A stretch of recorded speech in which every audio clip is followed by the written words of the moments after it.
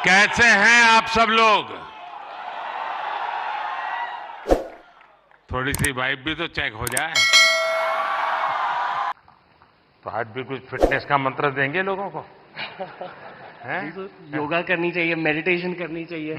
तो फिर तो ये लोग कहेंगे कि मोदी जी की बात बता रहा है। तो फिर कहेंगे तुम बीजेपी वाले हो गए हो।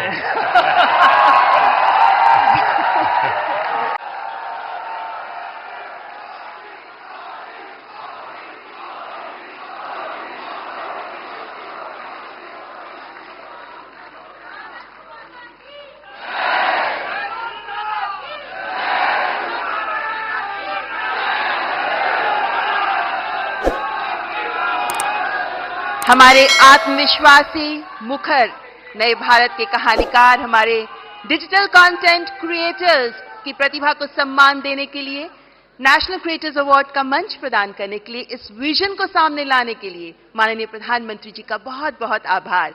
और आप सब डिजिटल कंटेंट क्रिएटर्स की ओर से माननीय प्रधानमंत्री जी का स्वागत करने के लिए मैं फेमस पॉडकास्टर राज शमानी को मंच पर आमंत्रित करती हूं।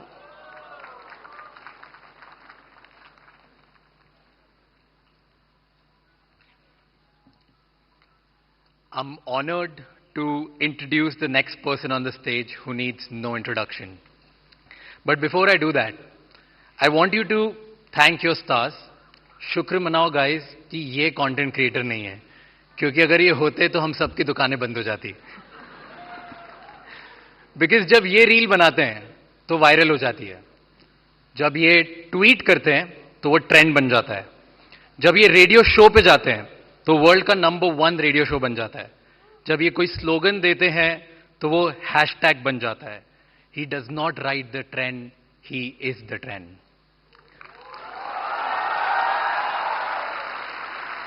Ladies and gentleman, join your hands together for the influencer of the influencers, the OG, the GOAT, who is making the Indian dream possible for millions of Indians, the creator of New Bharat, Honorable PM Narendra Modi ji.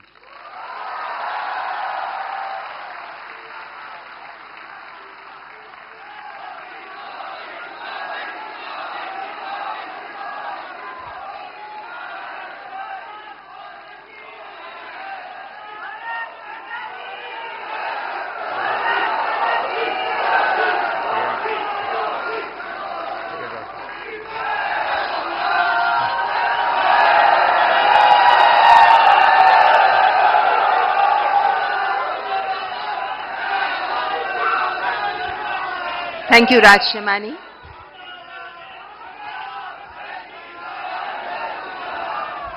कार्यक्रम को आगे बढ़ाते हुए अब मैं इन पुरस्कारों के लिए 4 सदस्यीय जूरी में से 2 माननीय सदस्य हमारे बीच उपस्थित हैं।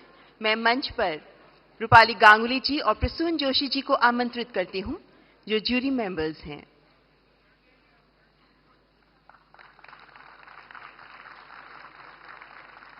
और अब अति आदरणीय प्रधानमंत्री जी के कर कमलों द्वारा पुरस्कार वितरण का शुभारंभ किया जाएगा। माननीय प्रधानमंत्री जी तथा माननीय मंत्री महोदय, आपसे अनुरोध करती हूं कृपया पुरस्कार वितरण का शुभारंभ करने के लिए मंच पर आगे आएं। The first category, the award for the new India champion, the award goes to Abhi and new.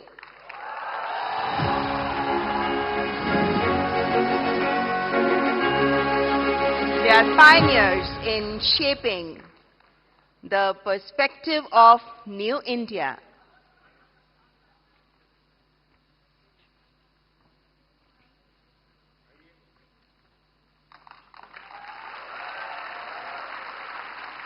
Through their insightful content and wide range of topics, they have raised awareness for New India.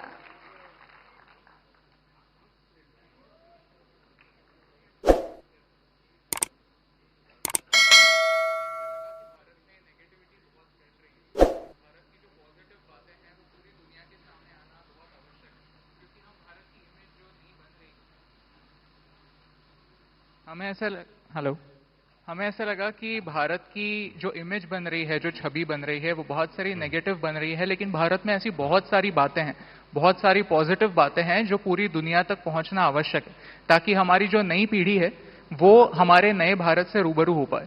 तो इसीलिए हमने सोचा कि क्यों ना हमें जो दिखता है वो पूरी दुनिया के सामने लाए। इसीलिए अभी और नीरू, आप दोनों से मैं पूछना चाहूंगा कि ये थोड़ा साहस का काम है।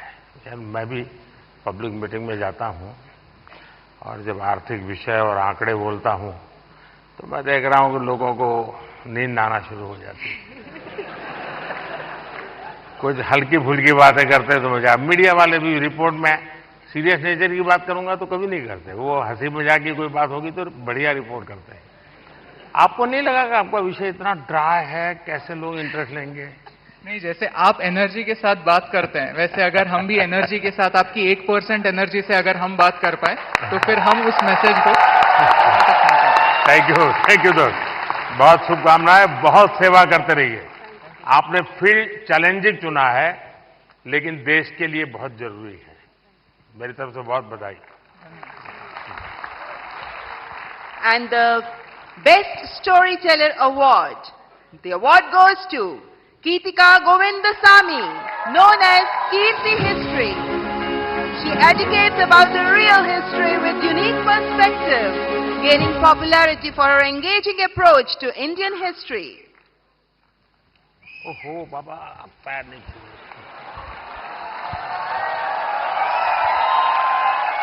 देखिए, वैसे पॉलिटिक्स में पता नहीं देश में परंपरा बन गई, लोग पैर छूते हैं। कला जगत में पैर छूना उसका भाव अलग है, लेकिन मैं बहुत डिस्टर्ब हो जाता हूं। और उसमें भी जब कोई बेटी। Thank you, sir. मैं सुनना चाहूंगा आपके विषय में कुछ। I'm sorry, मुझे हिंदी समझ कर सकती हूँ बट बोलने के लिए थोड़ा मुश्किल है। आपको जो मर्जी पड़े बोलो। ये देश बहुत बड़ा है, किसी न किसी कोने में तो आपको सुनने वाला मिल ही जाएगा। எல்லாருக்கும் வணக்கம். I would really like to appreciate our Honorable Prime Minister for the fact that you have taken up Tamil in a lot of stages and you said like Tamil. So I must start with Vanakkam. Yeah, vanakkam. So I'm really grateful for that. I always felt like it lacks a national platform which you brought here. So I'm really grateful for that, sir. I'm so honored. I'm just shaking. I don't know what to say. Thank you so much. नहीं, आपको अनुभव क्या आ रहा है जब आप, क्योंकि इतिहास से कुछ घटनाएं उठाती हैं और बड़ा, अब तो जहां से ये काम कर रही है थोड़ा तकलीफ वाला इलाका है, तो क्या फील करती है आप? I would say it's little complicated since history and politics are like interconnected. So it's like I get a lot of troll also, but that's fine. It's just share with the facts and all. Teenager का जो group है, हाँ. जो सबसे ज्यादा अपना समय यहाँ बिताता है, मतलब आप लोगों के लिए वो समय खर्चा करता है, उनको कौन सी चीजें ज्यादा अपीलिंग लगती है? They actually in my audience I have a lot of teenagers and they really watch things. इन सब के वो सारे खिलाड़ी टीनेजर्स ही है। That's true. So they really like things about the stories which talks the greatness of India. So that kind of stories they really like a lot. उनको अच्छा लगता है। Yeah. चलिए, People really feel proud of it. बहुत सेवा कर रहे हैं आप देश की। Thank you. Thank you, so all the much. Best. So big applause for Keetika Govindasamy. And the next category is Disruptor of the Year Award. स्थापित मानदंडों को चैलेंज देकर नई राह बनाने वाले ये अवार्ड, जिसके विनर है Ranveer Allahbadia. We know him as Beer Bicep. He focuses on fitness, spirituality and lifestyle through his The Ranveer Show. बधाई हो। तो आज भी कुछ फिटनेस का मंत्र देंगे लोगों को? योगा करनी चाहिए, मेडिटेशन करनी चाहिए। तो फिर तो ये लोग कहेंगे कि मोदी जी की बात बता रहा है। तो फिर कहेंगे तुम बीजेपी वाले हो गए हो। नहीं सर, मोदी जी शायद यूथ की बातें कर रहे हैं, तो पूरा यूथ ही मेडिटेशन कर रहा है। अब बस वही बात फिर से कह रहा हूं मैं। कभी आप, मैं आपको पूरी तरह तो फॉलो कभी किया नहीं है, क्यों सर? क्योंकि बहुत कठिन होता है जी।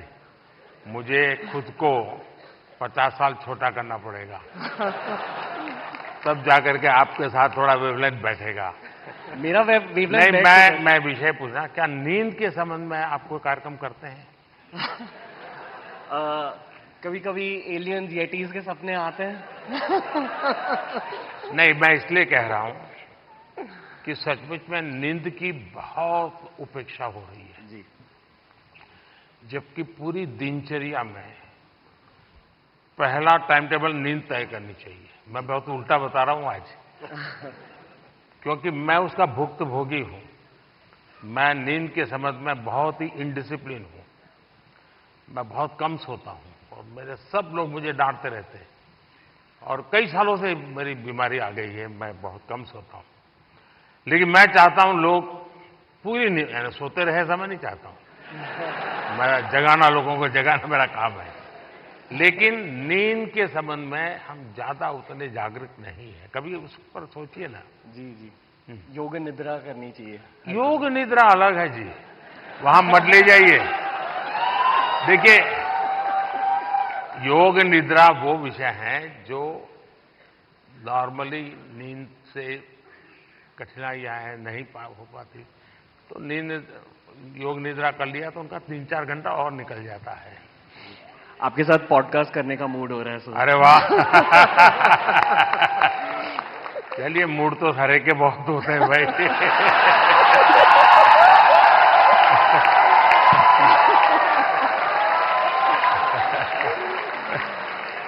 All the best. Thank you. और अगला पुरस्कार प्रकृति और पर्यावरण के प्रति समर्पित भाव से काम करने वाले ग्रीन चैंपियन अवार्ड, जिसके विनर हैं Pankti Pandey. As an ISRO scientist, Pankti amplifies the message of mission lifestyle for environment. बहुत बहुत बधाई। कुछ अपने कार्य के विषय में बताइए। સર હું અમદાવાદથી છું। स्वागत है। आप लोगों अहमदाबादियों की पहचान है क्या आप लोगों को? हम अहमदाबादी लोगों के लिए कहा जाता है, ये अहमदाबादी इसलिए बता रहा हूं, उनके लिए कहा जाता है, यानी कोई बुरा मत माने, क्योंकि आजकल ऐसा है, कुछ भी बात बड़ा विवाद का विषय बन जाती है। लेकिन ये बचपन में जो सुनते थे वो मैं बता रहा हूं, मैं मानता नहीं हूं। एक बार रेलवे प्लेटफॉर्म पर ट्रेन आई, तो उसमें जो पैसेंजर था वो ऊपर के बर्थ पर था। तो उसने बाहर खिड़की में पूछा कि भाई कौन सा स्टेशन आया है? तो बाहर वाले ने कहा 4 आना दोगे तो बताऊंगा। तो उसने कहा मत बताओ, ये अहमदाबादी होगा। अच्छा बताइए। प्रकृति के बारे में बताती हूँ। हम बदलाव बहुत चाहते हैं दूसरी चीजों में, पर हम बदलाव कभी अपने आप में नहीं लाना चाहते हैं। वो सबसे डिफिकल्ट चीज होती है। तो मैं अभी यहाँ पे जो सब लोग उपस्थित है यहाँ पे, उनसे कहूंगी, एक चीज हम अगर हमारे वहां पे करें, हम अपने वेस्ट को ऑडिट करें। हम दूसरों का कचरा देखते हैं, पर हम क्या खुद निकालते हैं वो हम कभी नहीं देखते हैं। तो I request all of you to waste audit your dustbin, कि क्या हम हमारी लाइफ को जीरो वेस्ट बना सकते हैं। पूरे तरीके से नहीं, पर क्या हम कोशिश कर सकते हैं। Thank you so much. Mission life के संबंध में डिटेल स्टडी किया है आपने? मिशन लाइफ नहीं सर। मैंने एक यूएन सेक्रेटरी जनरल के साथ दुनिया के सामने एक मिशन लॉन्च किया है।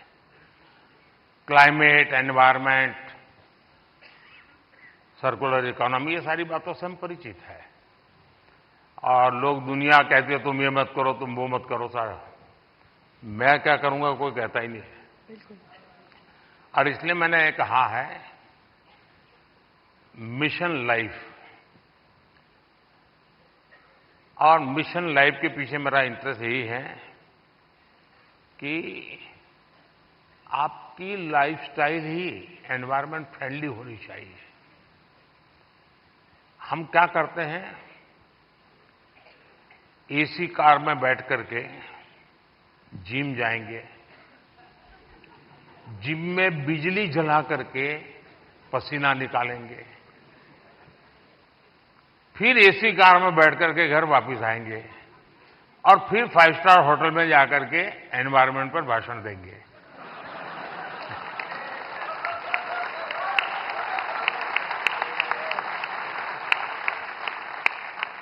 ये ग्लोबल वार्मिंग की समस्या का समाधान का सबसे बड़ा उपाय हमारी लाइफस्टाइल है। आपका यही मिशन है ना? यस सर, बिल्कुल। बहुत अच्छा काम कर रहे बदलाव हो। हमसे है, बिल्कुल। और अहमदाबादी है तो वेस्ट का बेस्ट कैसे बनाना, इसमें एक्सपर्टाइज होती है। ये अहमदाबादी लोग एक भी चीज फालतू छोड़ते ही नहीं है। धन्यवाद जी। माइक दे दीजिए क्योंकि वो काम आएगा।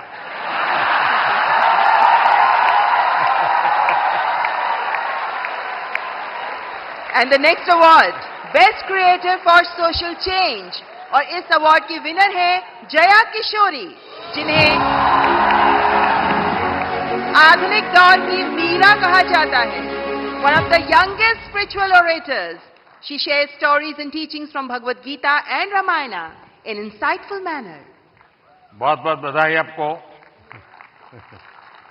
चलिए, आपने लोगों को आध्यात्मिक दुनिया की तरफ बड़ी आधुनिक तरीके से रुचि फैलाई है। बहुत बहुत धन्यवाद।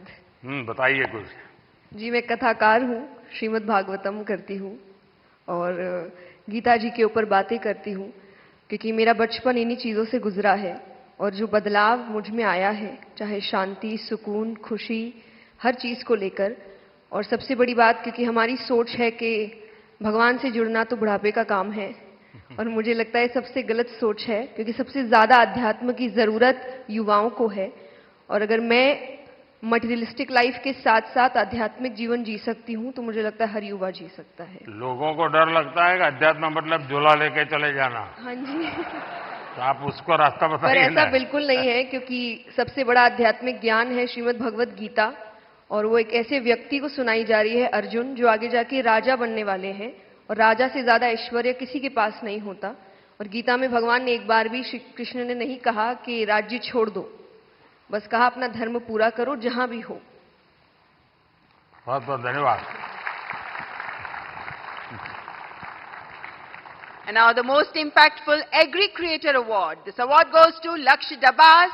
I invite his brother, Mrinal Dabas, to receive the award on his behalf. कृषि को लेकर इनोवेटिव टेक्निक से कैसे हम कृषि को समृद्ध कर सकते हैं, इसी पर काम करते रहे हैं लक्ष्य दबास।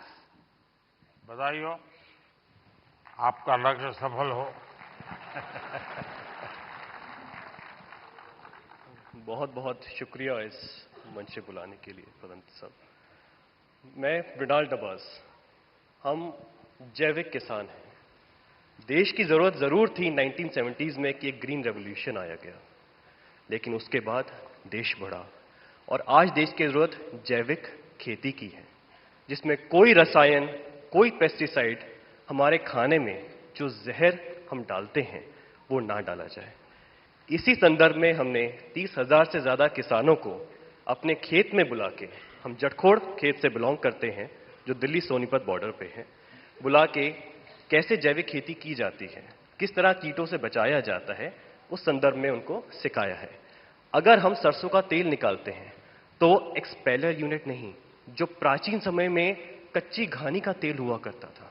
अगर हम गाय पाल रहे हैं, जर्सी एचएफ नहीं, जो हमारी देसी गाय है, गिर है, सहवाल है, थारपारकर है, राठी है, क्यों उसको भी हमें ज्यादा सेवा करनी चाहिए? और उसके दूध में और उसका जो घी बनता है, क्या उसमें ज्यादा प्रोटीन कंटेंट होता है और हमारे शरीर के लिए क्यों वो ज्यादा जरूरी है?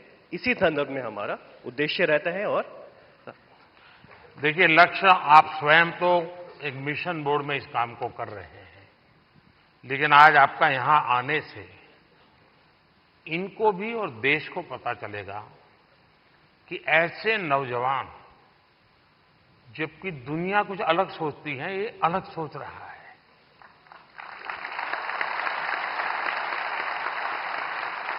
लोग लक्ष्य की मजाक उड़ाते होंगे, क्या यार तुम ये गाय पीछे पड़े हुए हो।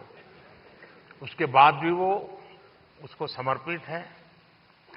आप कभी गुजरात के गवर्नर आचार्य देवव्रत जी से मिले हैं? नहीं सर, ये अवसर नहीं। तो मैं आपसे आग्रह करूंगा, एक बार उनके साथ बैठिए। वो एक मिशन मोड में ये नेचुरल फार्मिंग पर काम करते हैं। कुरुक्षेत्र में उनका एक फार्म भी है और गुजरात में करीब उन्होंने 3 लाख किसानों को नेचुरल फार्मिंग की तरफ ले गए हैं और जो उसके रिजल्ट आए हैं बहुत ही एनकरेजिंग है। दूसरा, लोगों में एक भ्रम है जिसको आप ठीक कर सकते हैं। ऑर्गेनिक फार्मिंग और नेचुरल फार्मिंग दोनों अलग है। कुछ लोग कहते हैं कि ऑर्गेनिक फार्मिंग में शुरू में इनकम का बहुत लॉस होता है, उसके कारण कोई किसान हिम्मत नहीं करता। नेचुरल फार्मिंग में लॉस नहीं होता है और धीरे धीरे प्रोडक्टिविटी बढ़ती है, क्वालिटी बढ़ती है, एकरेज बढ़ता है। मैं चाहूंगा कि आप एक बहुत अच्छा काम कर रहे हैं, लेकिन मैं आपसे आग्रह करूंगा आप आचार्य देवव्रत जी से जरूर मिलिए। यूट्यूब पर उनके बहुत सारे लेक्चर्स हैं, आप उसको देखिए। बहुत बहुत शुभकामनाएं। And now the cultural ambassador of the year award, और इस अवार्ड की विनर हैं जानी मानी गायिका मैथिली ठाकुर। आपके ओरिजिनल सॉन्ग्स होते हैं और आप पारंपरिक लोकगीत के माध्यम से विभिन्न भारतीय भाषाओं में गाती हैं और हमारे देश की समृद्ध संस्कृति को सामने प्रस्तुत करती हैं। मैथिली ठाकुर। मैथिली नमस्ते। तो आज कुछ सुनाई दो और क्या क्योंकि लोग मेरा सुन सुन के थक जाते हैं। बिल्कुल सर। अच्छा, थक जाते हैं ना? नहीं मतलब बिल्कुल मैं आपको सुनाती हूँ। और सबसे पहले सभी लोगों को महाशिवरात्रि की ढेर सारी शुभकामनाएं। और तो शिव जी का ही भजन कर लो आज। जी जी जरूर।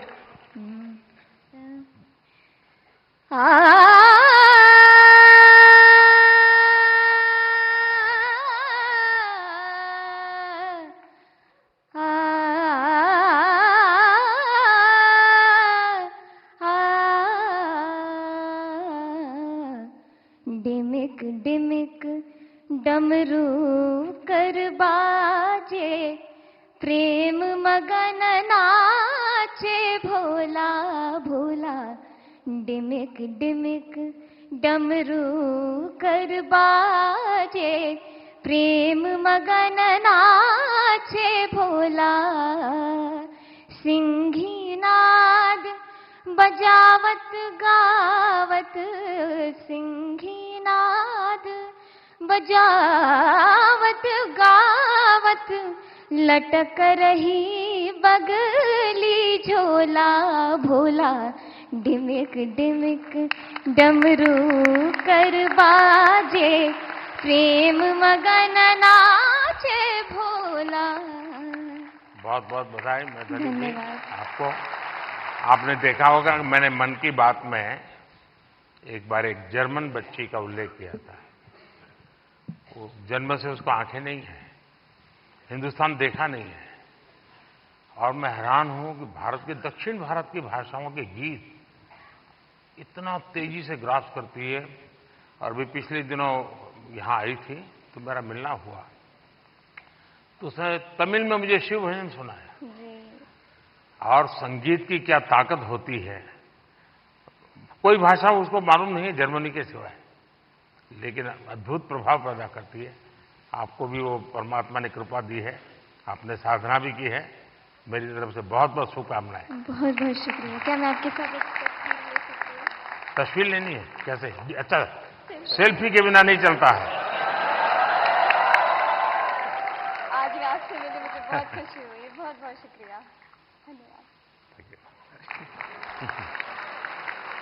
And now the best international creator.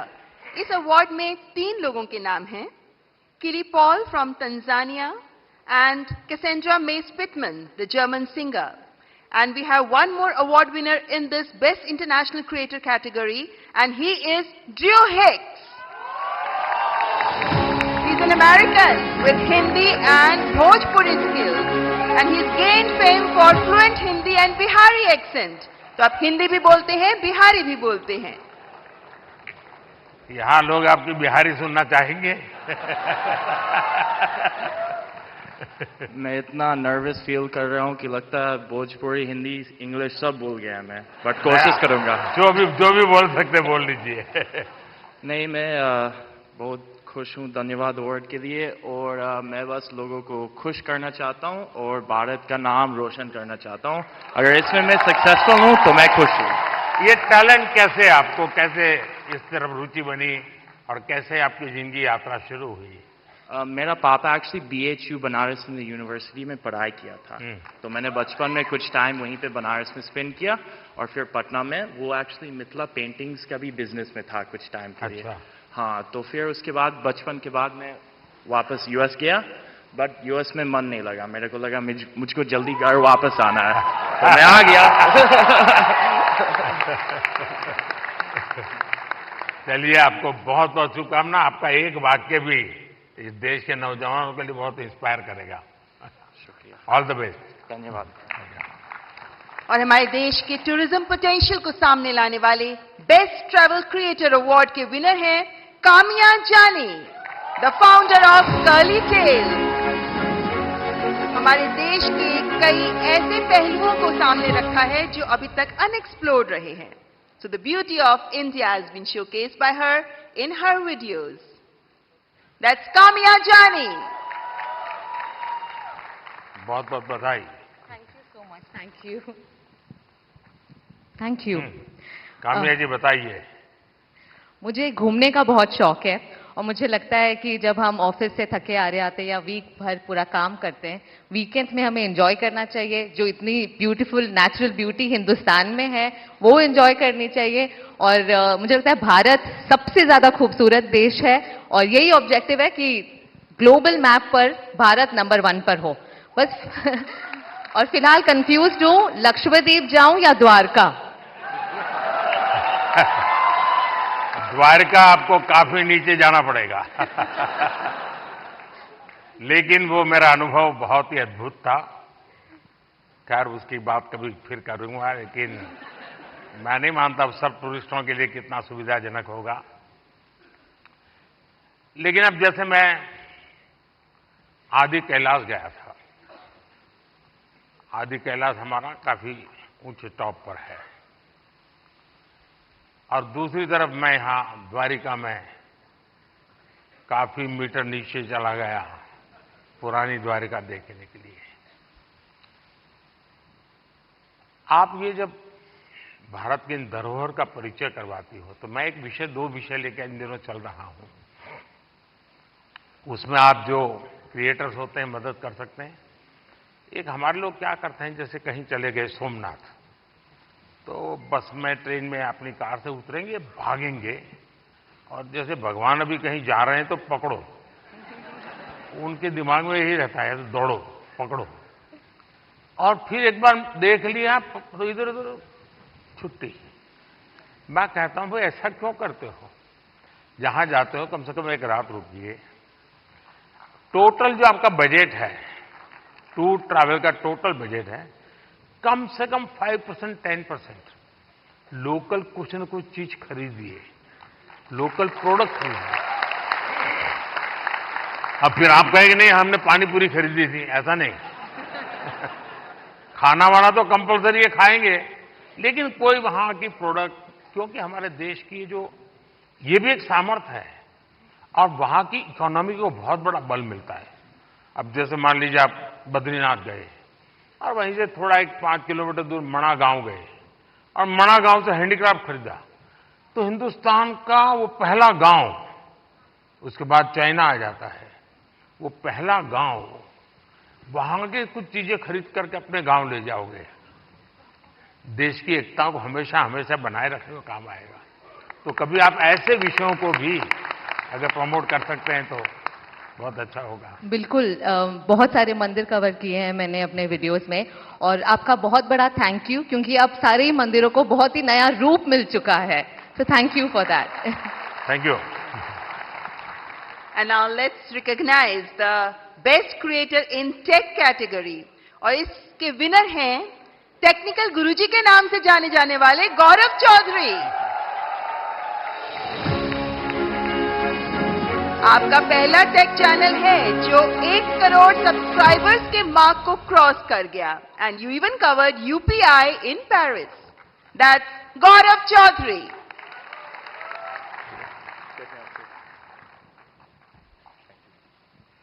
चलिए, अभी आज की दुनिया का इंसान है, कुछ बताएगा हमें। तो चलिए शुरू करते हैं।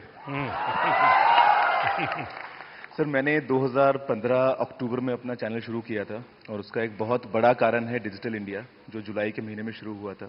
उससे 1 साल पहले जब आपने make in India programme start किया तो हमने देखा कि कैसे टेक्नोलॉजी के फील्ड में स्पेशली इंडिया, जो हमेशा से हम जानते हैं कि हम सभी का जो टैलेंट है वो तो बहुत अच्छा है ही, लेकिन जैसे हमने देखा कि हमारे देश में जब मैन्युफैक्चरिंग स्टार्ट हुई, जो बाहर की कंपनियां भी इंडिया में आ रही हैं, तो उससे मुझे लगा कि क्यों ना मैं अगर अपना थोड़ा नॉलेज शेयर कर पाऊं, तो बस वही स्टार्ट किया है सर। आपने ध्यान में आया होगा, एक विषय को लेकर के मैं भारत काफी कुछ कर रहा है और दुनिया को भी मैं कहता रहता हूं। सभी दुनिया के बड़े बड़े नेताओं से इस विषय में मेरी जरूर चर्चा होती है और भारत का जो डिजिटल इंडिया का सक्सेस है, ये तो गौरव बराबर अच्छे तरह जानते हैं क्योंकि उसी फील्ड में काम करते हैं। लेकिन मेरा एक आग्रह रहता है कि उज्जवल भविष्य के लिए हमें टेक्नोलॉजी को डेमोक्रेटाइज करना चाहिए। हमारा यूपीआई ये इसका बहुत बड़ा सिंबल है। ये कुछ लोगों की बपोती नहीं है, ये सबकी मालिकी है और दुनिया तभी आगे बढ़ेगी। कोई उसका एक बड़ा कंपनी का मालिक बन गया और दुनिया बांट रहा है, ऐसा नहीं।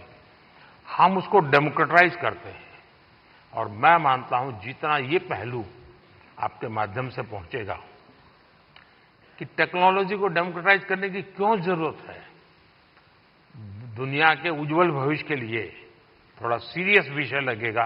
लेकिन मैं गौरव जैसे दोस्तों से चाहूंगा कि आप इसको जरा बल दीजिए। सर, मुझे ऐसा लगता है कि टेक्नोलॉजी जो है वो हम सभी को एक ताकत देती है आज की दुनिया में। मैं अभी पेरिस में गया था पिछले हफ्ते और मैंने जब वहां की टिकट यूपीआई से खरीदी तो बहुत खुशी हुई और मुझे लगता है कि इंडिया के पास में वो सारे सॉल्यूशंस हैं जो पूरी दुनिया के देश जो हैं अपनी जगहों पे इंप्लीमेंट कर सकते हैं। तो जरूर से कोशिश रहेगी। बहुत बहुत बधाई। Thank you. और माननीय प्रधानमंत्री जी के स्वच्छ भारत अभियान से प्रेरणा लेकर जिन लोगों ने डिजिटल कंटेंट क्रिएट किया, उनमें से चुने गए स्वच्छता एम्बेसडर हैं मल्हार कलाम्बे, अ नोटेड एनवायरमेंटलिस्ट जो 2017 से प्रति सप्ताह स्वच्छता अभियान चलाते रहे हैं, स्वच्छता और सतत विकास को लेकर जागरूकता भी फैलाते रहे हैं। दैट्स मल्हार कलाम्बे।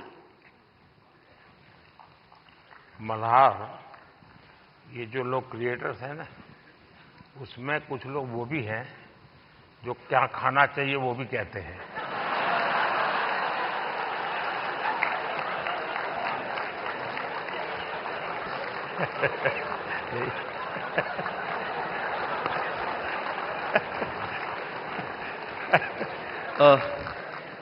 इस पुरस्कार के लिए शुक्रिया।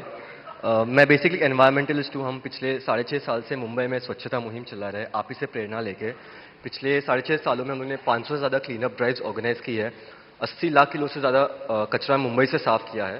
बट इतने सालों में मैंने एक चीज़ देखी है कि लोगों को कचरा उठाने में शर्म आती है, लज्जा लगती है। कई लोगों ने मुझे कचरे वाला तक कहा है, बट मैं एक चीज़ में विश्वास रखता हूँ कि अगर देश साफ करना है तो हाथ तो गंदे करने पड़ेंगे। Thank you. बहुत बहुत शुभकामनाएं। और आपने युवकों को बड़ी प्रेरणा दी है और अच्छी अच्छी सेलिब्रिटीज उनके साथ जुड़ती हैं, काफी मेहनत करते हैं और नियमित रूप से करते हैं, ऐसा नहीं टोकनिज्म करते हैं। और उन्होंने एक वातावरण बनाया है। मैं आपको बहुत बधाई देता हूं, लेकिन फिर भी मैं चाहूंगा थोड़ा बट सर, मैं एक चीज कहना चाहूंगा, अपने अंकित भैया के साथ लास्ट ईयर स्वच्छ भारत दिन के दिन क्लीन अप किया था।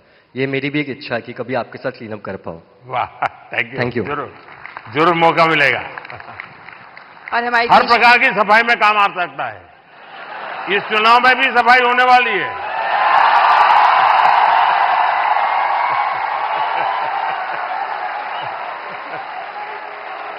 और हमारे देश की समृद्ध फैशन परंपराओं को आगे बढ़ाने के लिए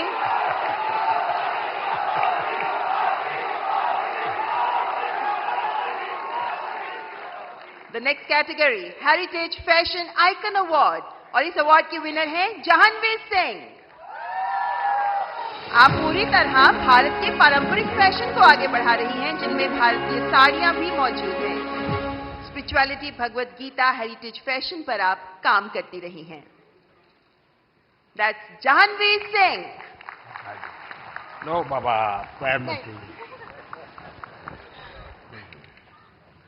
बहुत बहुत बधाई आपको।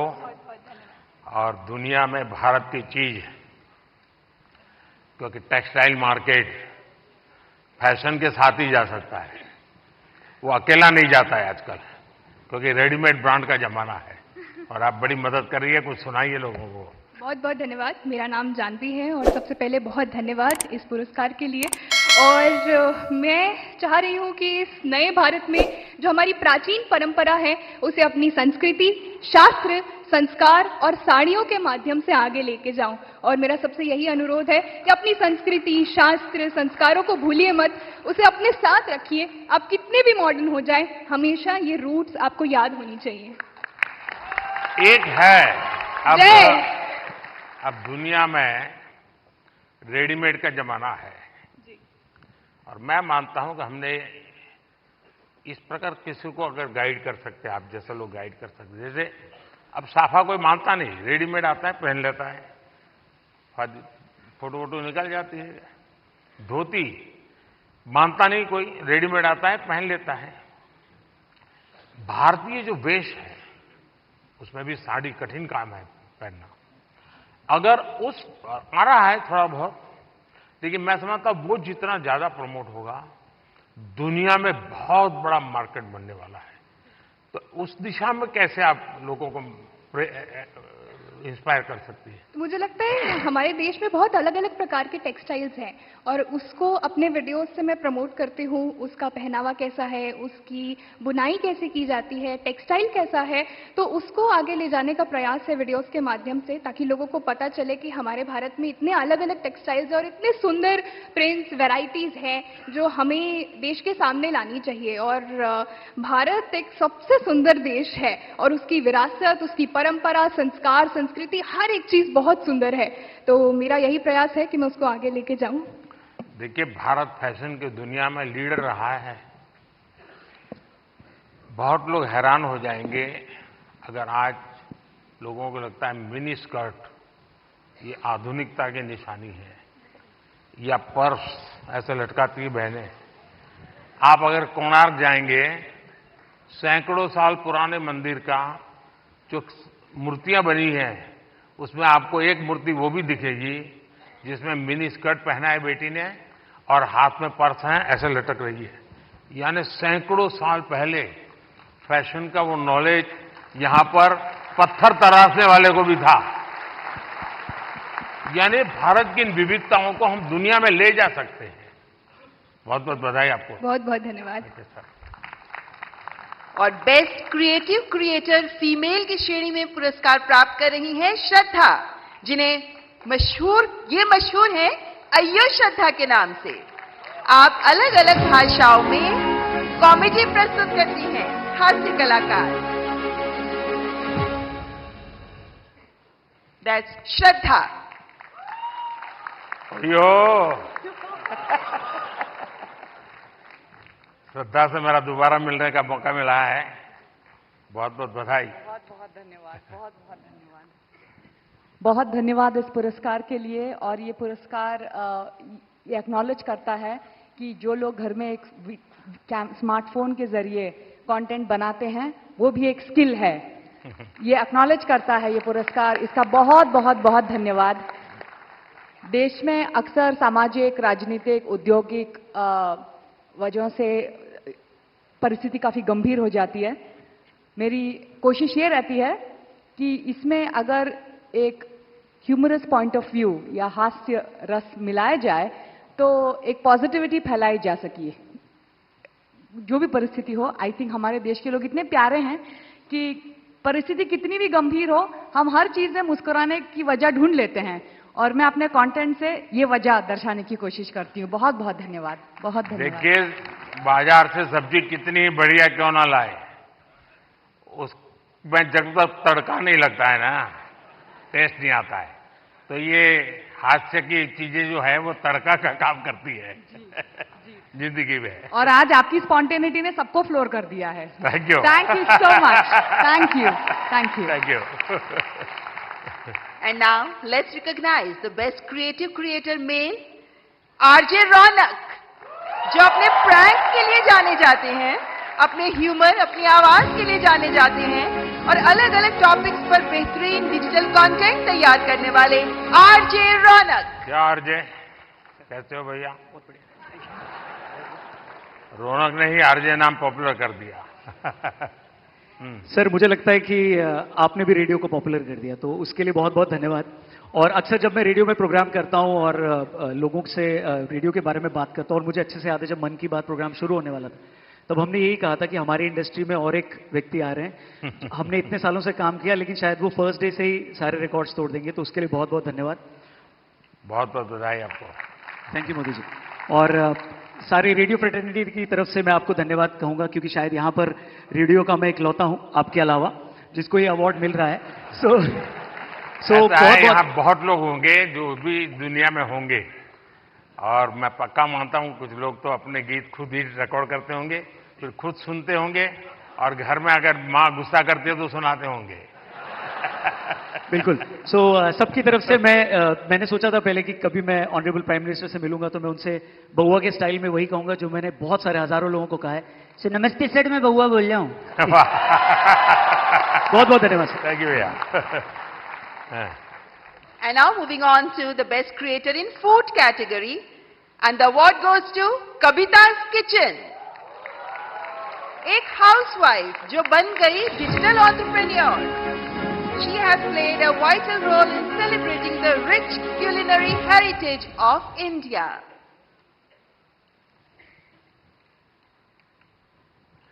कविता जी, बहुत बहुत बधाई आपको। धन्यवाद सर। वो जो मल्हार है ना, उनको खाना बनाना हाँ, सिखाओ। उसको कुछ सिखाइए।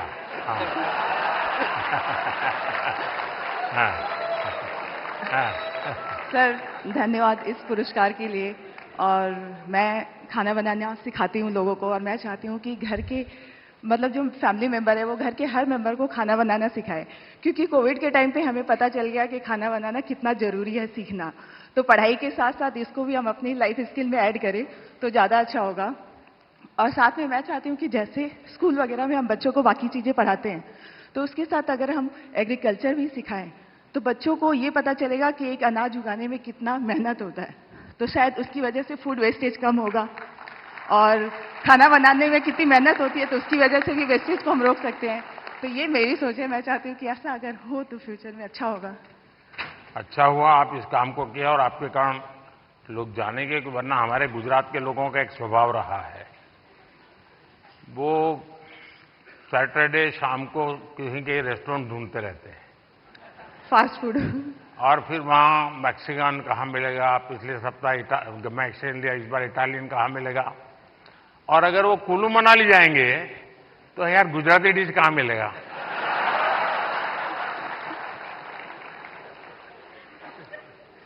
खैर, लेकिन आपने देखा होगा कि हमने 2023 को इंटरनेशनल मिलेट ईयर के रूप में दुनिया में पॉपुलर किया। हमारे यहाँ परंपरागत रूप से मिलेट खाया जाता था, लेकिन आज हमारे डाइनिंग टेबल पर से वो खो चुका था, फिर से आ रहा है। उसके लिए क्या कर सकते हैं? और दूसरा, खाने में बनाने के तरीके, दिखने का तरीका, लेकिन उसके साथ साथ अब न्यूट्रिशनल वैल्यूज की अवेयरनेस, उसमें आप क्या कर रही हैं?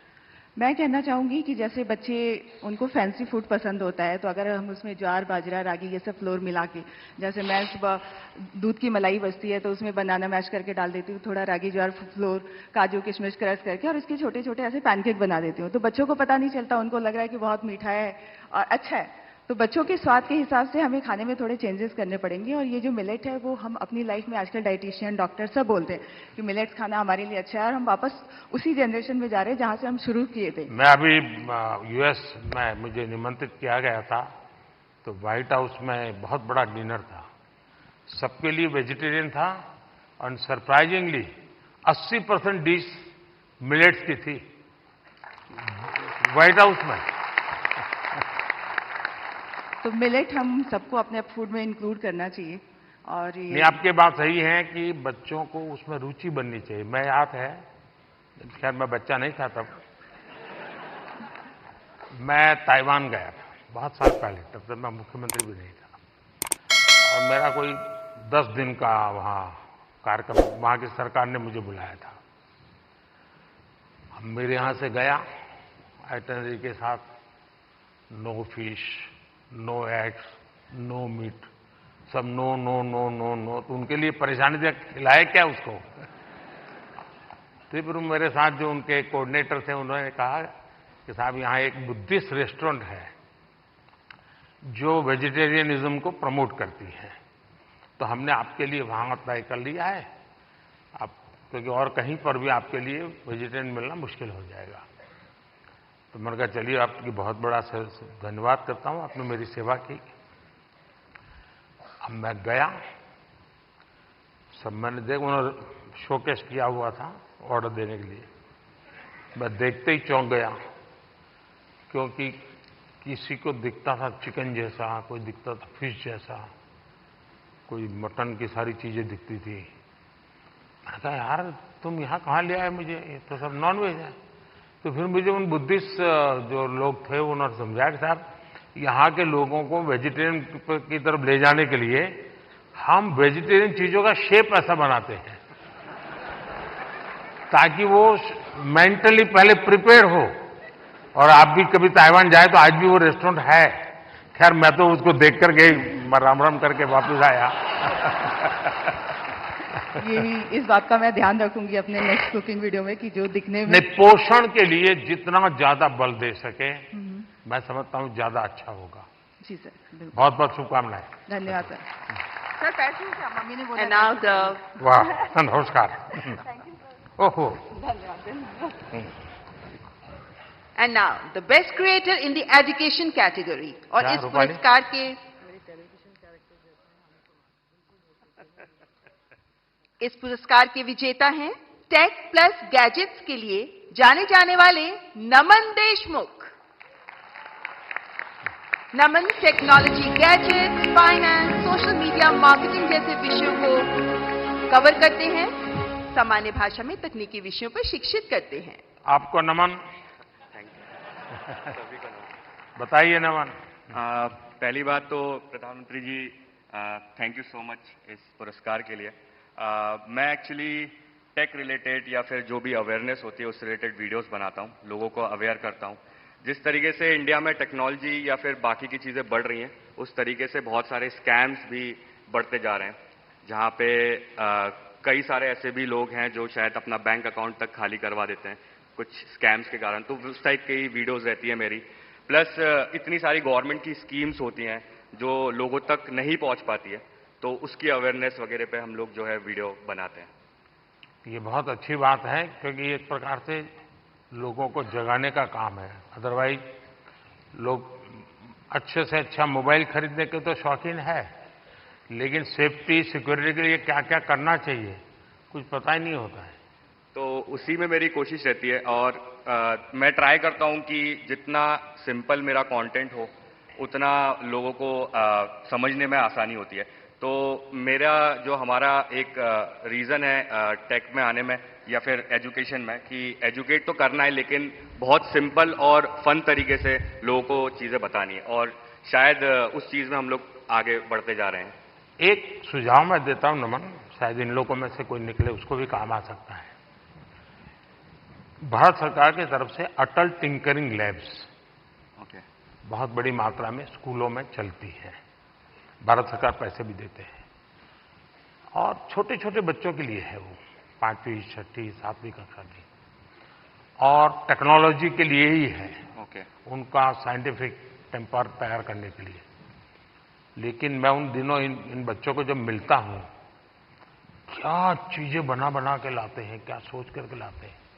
कभी आप ऐसे अटल टिंकरिंग लैब में जाकर के उसको अगर कभी कवर करें तो हो सकता है कि ये बहुत बड़ा हमारे बच्चों को। और दूसरा मैंने देखा, चंद्रयान लैंडिंग के बाद हमारे देश में साइंटिफिक टेम्पर के प्रति बहुत बड़ी रुचि बनी है।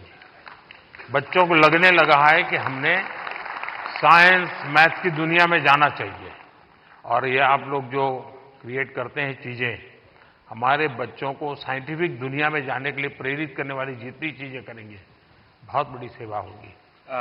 प्रधानमंत्री जी, मैं ये आपकी जो बात है वो ज़रूर, मतलब उस चीज़ पे भी मैं वीडियो बनाने वाला हूँ फॉर श्योर। और जितनी भी चीज़ें होती है, जितना भी हम वीडियो बनाते हैं अवेयरनेस को लेके, मैं इस चीज़ को लेके बहुत ज़्यादा खुश होता हूँ कि लोग एजुकेशन के प्रति बहुत ज़्यादा आज के टाइम पे आगे बढ़ते जा रहे हैं और लोग सीखना चाह रहे हैं। तो सोशल मीडिया एक ऐसा प्लेटफॉर्म बन चुका है जहाँ पे लोग अच्छे तरीके से बहुत सारी चीज़ें सीखते हैं। तो जो आपका सजेशन है उसके लिए मैं 100% काम करने वाला हूँ। बहुत बहुत बधाई। Thank you sir. Best health and fitness creator award के विजेता हैं अंकित भाई अनपुरिया, एक फिटनेस इन्फ्लुएंसर जो अपने 75 हार्ट चैलेंज के लिए बहुत मशहूर हुए और आप फिटनेस के साथ साथ आध्यात्म को भी जोड़ते हैं। अंकित भाई अनपुरिया। कहा अंकित? साई राम है? वाह।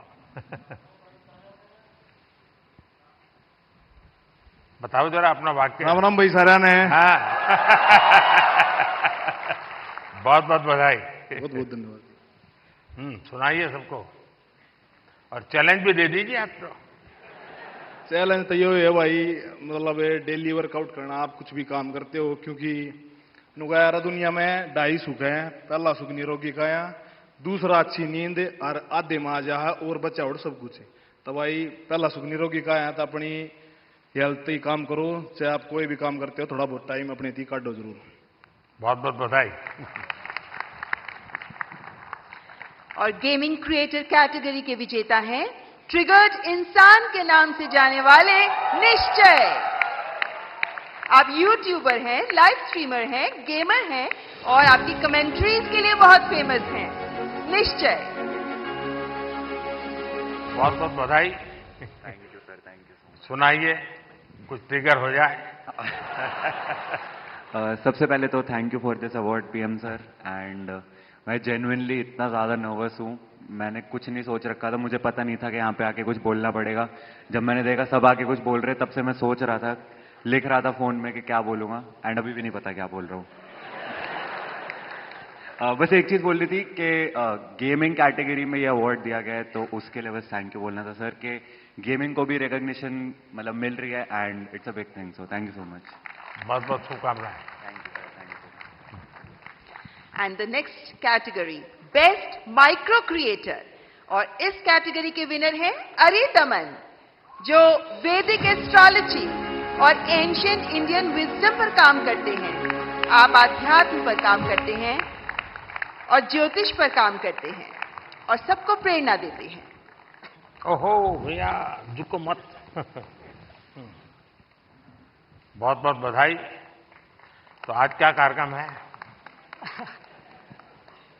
आज का बस यही कार्यक्रम है। नहीं, इसलिए ये सारे लाइन लगा के खड़े रह जाएंगे, क्योंकि ज्योतिष ऐसी चीज है, कोई भी हाथ दिखाता है। मैं अपना बचपन का एक अनुभव बता दूं। मैं ट्रैवलिंग करता था बहुत, और कभी आरक्षण रिजर्वेशन तो कोई सोचना ही नहीं था। भीड़ बहुत होती थी अनरिजर्व डिब्बे में। तो मैं क्या करता था, देखता था कि हाँ थोड़ा मौका है, तो मैं किसी का हाथ पकड़ के शुरू करता देखना। तुरंत लोग मेरे लिए सीट की व्यवस्था करते थे।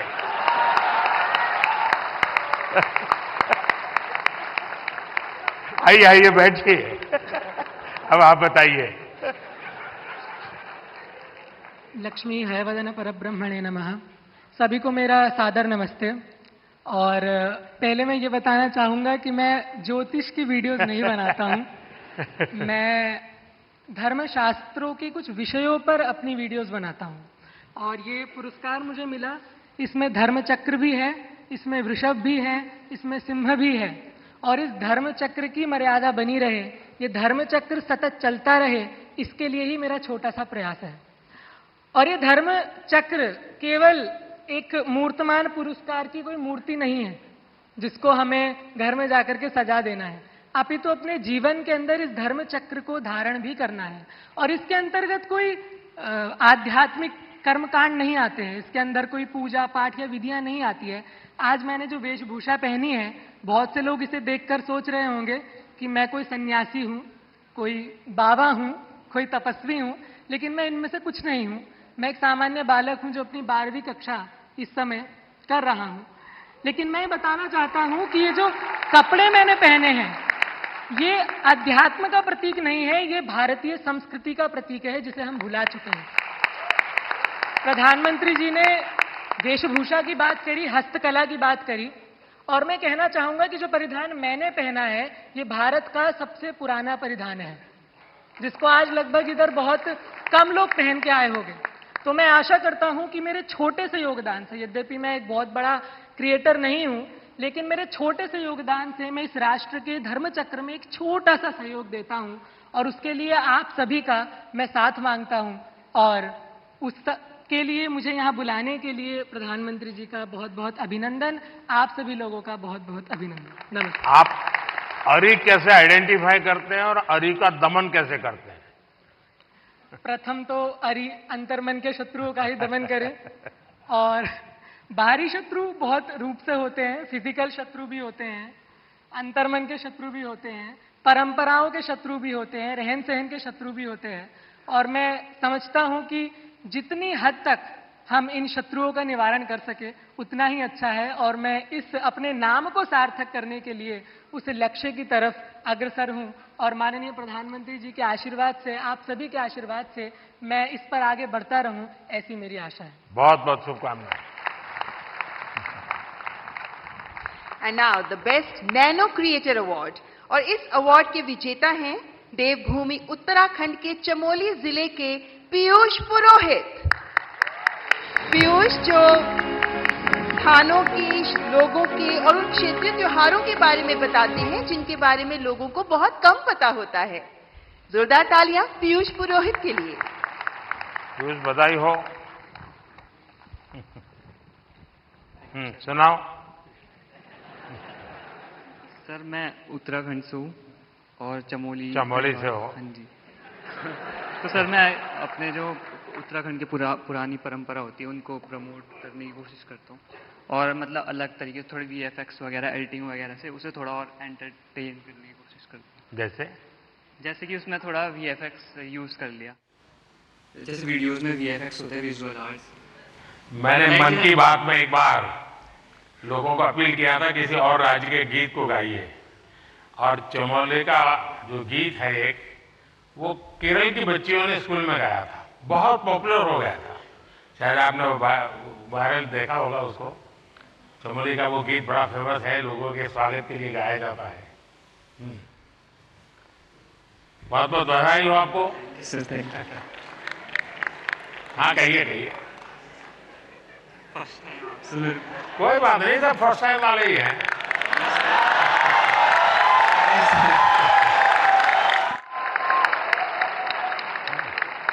Thank you sir, thank you. जय देवभूमि, जय उत्तराखंड। चलिए, बहुत धन्यवाद। और नेशनल क्रिएटर्स अवार्ड्स की आखिरी श्रेणी, बेस्ट सेलिब्रिटी क्रिएटर अवार्ड, और ये अवार्ड दिया जा रहा है अमन गुप्ता को। एक उद्यमी के तौर पर अपनी सफलता और अपने इनोवेटिव बिजनेस स्ट्रैटेजीज के लिए मशहूर शार्क टैंक इंडिया में भी शामिल अमन गुप्ता। अमन, बहुत बहुत बधाई हो। चल, आप तो अब सक्सेसफुल है अपने जीवन में भी और दुनिया को भी दिखा रहे हो, जरा बताइए। तो सर 2016 में जब startup India, stand up India आया था, हमने अपनी कंपनी स्टार्ट करी थी सर। बोट तो जब हमने स्टार्ट करी थी तो लोग बोलते थे कि ये क्या कर लेंगे, ऐसा छोटा सा ब्रांड है, कुछ नहीं कर पाएंगे। और आज सर 2024, 7 साल बाद sir, we are world's second largest sir, विश्व second largest audio brand sir. 2021 में सर कोविड आया सर, हमारा सारा सामान इंडिया के बाहर बनता था सर। 2021 में आपने मेक इन इंडिया स्टार्ट किया सर, यहाँ पहन के घूमते हैं सर प्राउडली हम।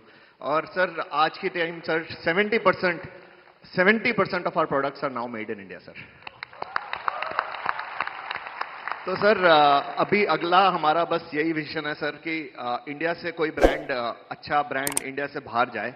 और जैसे यहाँ पे जब कोई फिरंगी प्रोडक्ट आता है और लाइन लगती है, हम चाहते हैं फिरंगी भी हमारा प्रोडक्ट लाइन लगा के खरीदे सर। बहुत बहुत बधाई।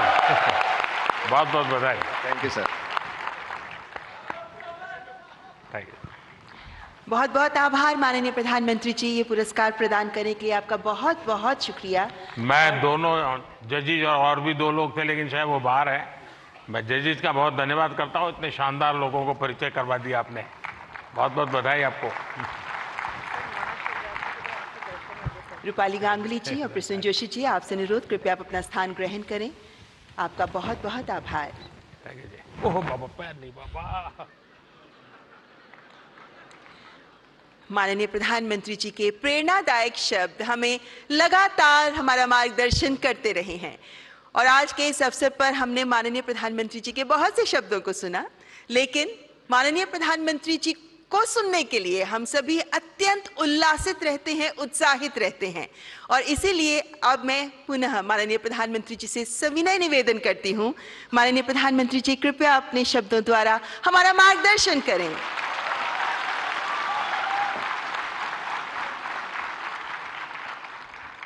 अभी भी कुछ सुनना बाकी है क्या?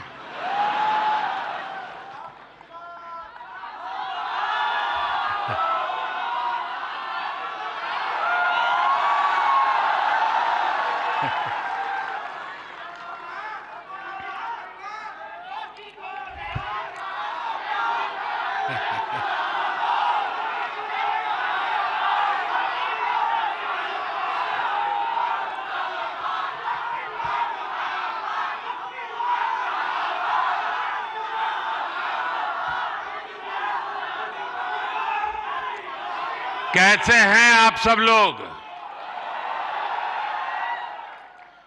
थोड़ी सी वाइब भी तो चेक हो जाए।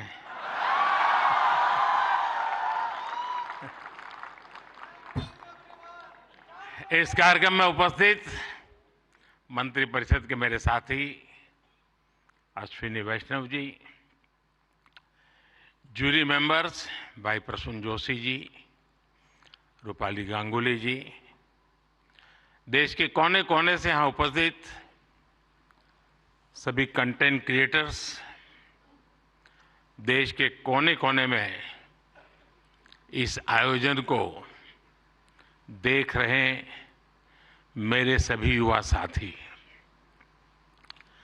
और सभी अन्य महानुभाव, आप सबका स्वागत है, आप सबका अभिनंदन है। और आप वो लोग हैं जिन्होंने अपनी जगह बनाई है और इसलिए आज उस जगह पे आप हैं, भारत मंडपम।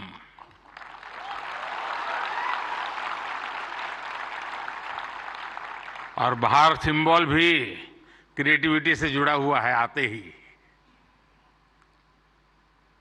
और यही जगह है जहां G20 से सभी मुखिया यहां इकट्ठे हुए थे और आगे की दुनिया कैसे क्रिएट करनी इसकी चर्चा कर रहे थे। और आज आप लोग हैं जो भारत का भविष्य कैसे क्रिएट करना उसकी चर्चा करने के लिए आए हैं।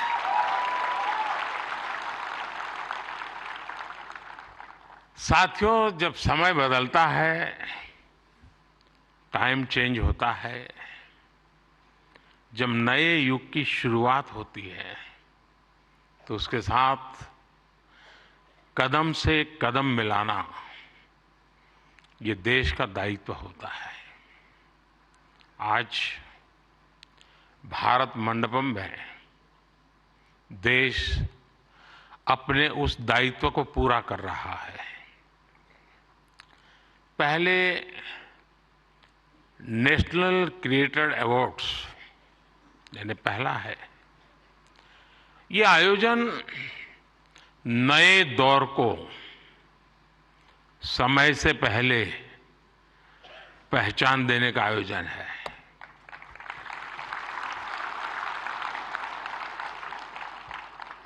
और कुछ लोग मुझे कभी-कभी पूछते हैं कि आपकी सफलता का रहस्य क्या है, ऐसा मुझे पूछते हैं। मैं हर एक को जवाब नहीं देता हूं।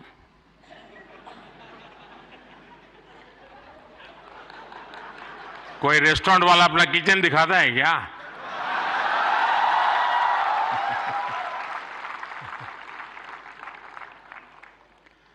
लेकिन आपको मैं बता देता हूं, ईश्वर कृपा है, मैं समय से पहले समय को भांप सकता हूं। और इसलिए ये पहला ऐसा अवार्ड है जो शायद आने वाले दिनों में बहुत प्रमुख स्थान लेने वाला है।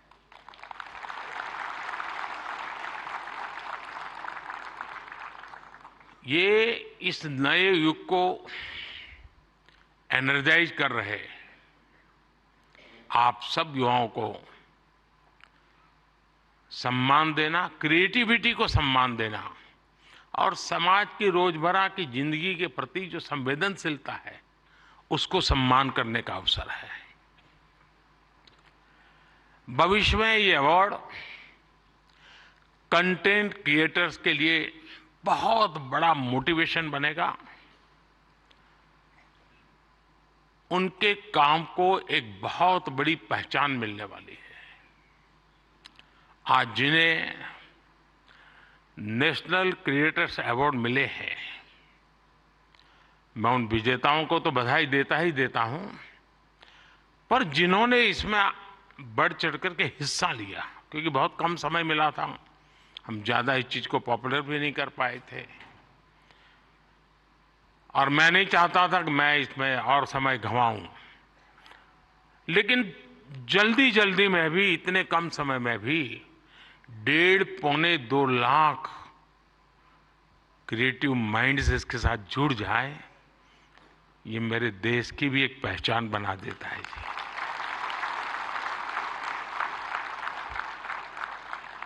और साथियों, आज एक और पवित्र संयोग है। ये पहला नेशनल क्रिएटर्स अवार्ड महाशिवरात्रि के शुभ दिन पर आयोजित हो रहा है।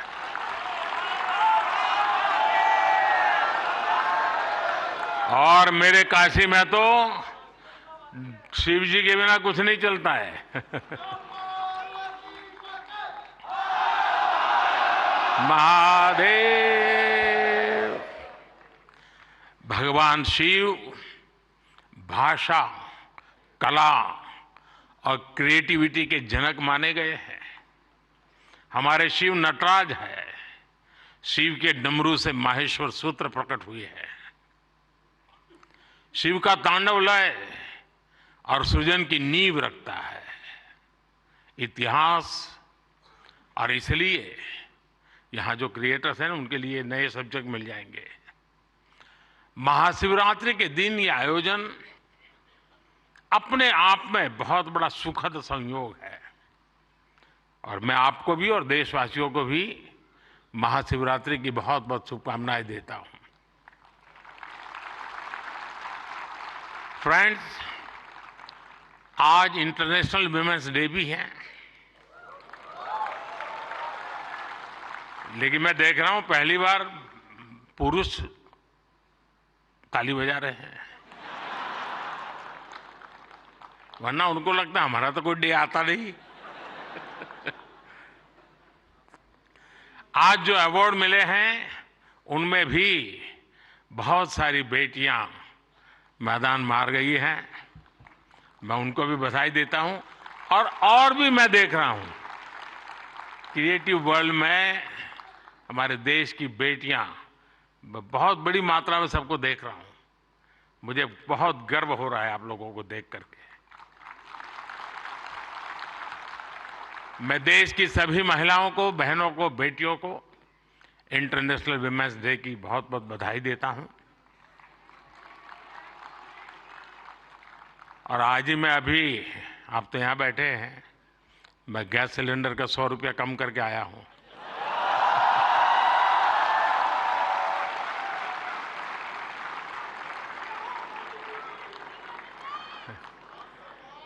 साथियों, किसी भी देश की जर्नी में किसी एक पॉलिसी डिसीजन या एक अभियान का कैसे मल्टीप्लायर इफेक्ट होता है, ये आप सबको देख करके पता चलता है। 10 साल में हुए डेटा रिवॉल्यूशन से लेकर सस्ते मोबाइल फोन्स, डिजिटल अभियान, इंडिया अभियान ने एक प्रकार से कंटेंट क्रिएटर्स की एक नई दुनिया क्रिएट कर दी है। और पहली बार ऐसा हुआ होगा जब किसी सेक्टर की युवा शक्ति ने सरकार को प्रेरित किया हो, सरकार को मजबूर किया हो कि कब तक बैठे रहोगे, इसको भी सोचो। और इसलिए भी आप बधाई के पात्र हो। आज के इस अवार्ड फंक्शन का क्रेडिट अगर किसी को जाता है तो भारत के मेरे युवा मन को, हर डिजिटल कंटेंट क्रिएटर को जाता है। साथियों, भारत का हर कंटेंट क्रिएटर एक और बात को रिप्रेजेंट करता है। हमारे युवाओं को अगर सही दिशा मिले तो वो क्या कुछ नहीं कर सकते हैं। आपने कंटेंट क्रिएशन का कोई कोर्स नहीं किया है ही नहीं तो क्या करोगे।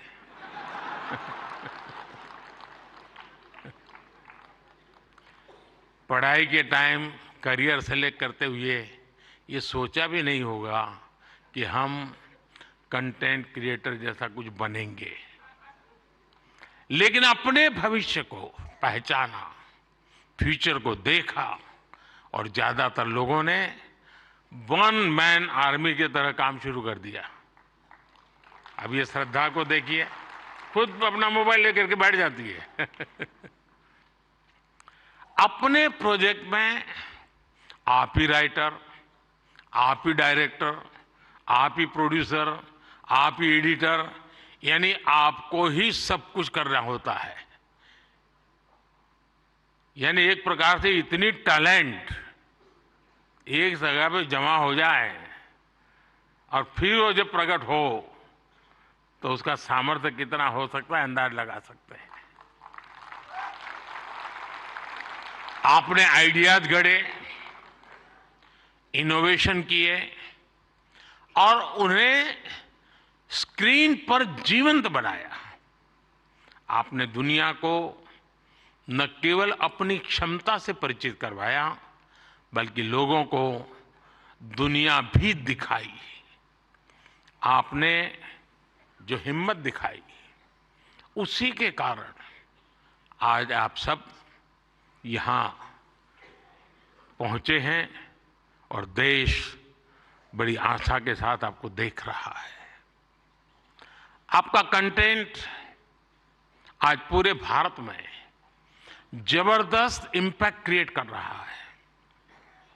आप एक तरह से इंटरनेट के MVP,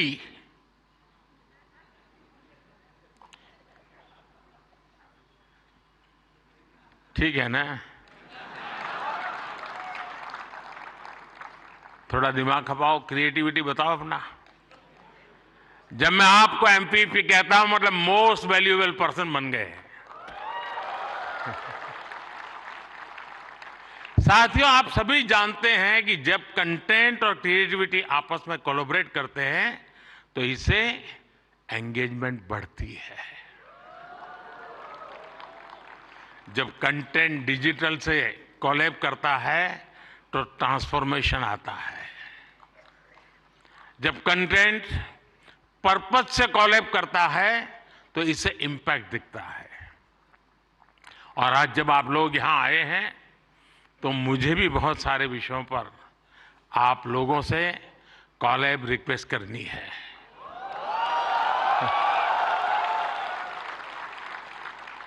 साथियों, एक जमाने में हम छोटी से छोटी दुकानों पर लिखा देखते थे कि यहां बहुत टेस्टी फूड मिलता है, ऐसा देखते थे ना। कोई भी कहे वहां क्यों खाना, तो बोले टेस्टी फूड है। लेकिन आज हम देखते हैं कि दुकान वाले लिखते हैं कि यहां हेल्दी फूड मिलता है। अब टेस्टी नहीं लिखता है, हेल्दी फूड मिलता है। क्यों बदलाव आया? तो ये एक बदलाव समाज में भी आ रहा है। इसलिए कंटेंट ऐसा होना चाहिए जो लोगों में कृतज्ञ भाव जगाए, देश के प्रति आपके जो कर्तव्य हैं उनके लोगों को प्रेरित करें। और आपके कंटेंट का यही डायरेक्ट मैसेज हो, ये जरूरी नहीं है। आप कंटेंट क्रिएट करते हुए इसका ध्यान रखेंगे तो इनडायरेक्टली भी उसमें जरूर झलकेगा। आपको ध्यान होगा, लाल किले से मैंने बेटियों के अपमान का विषय उठाया था।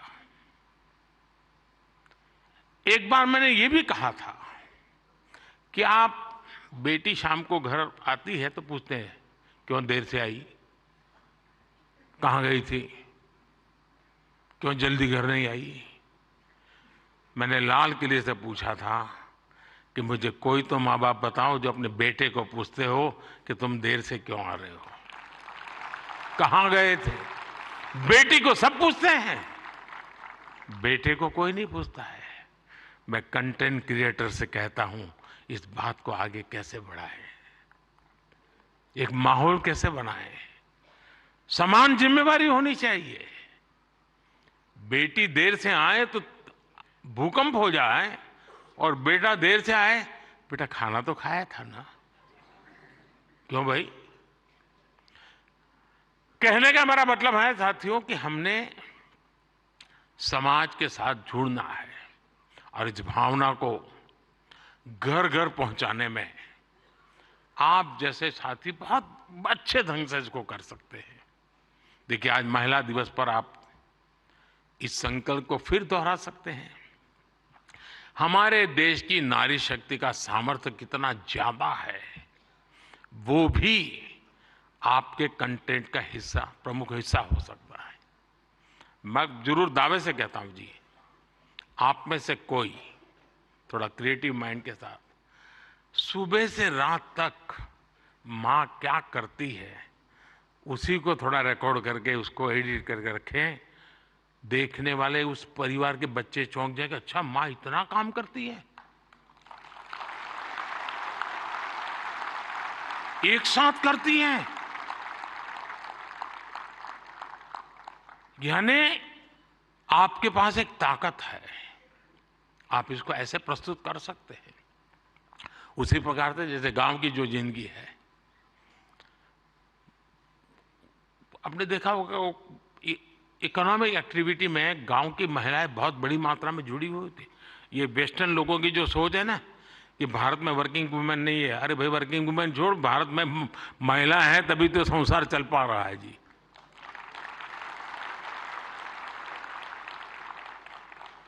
गांव में आप देखेंगे इतनी इकोनॉमिक एक्टिविटी हमारी माताएं बहनें करती है।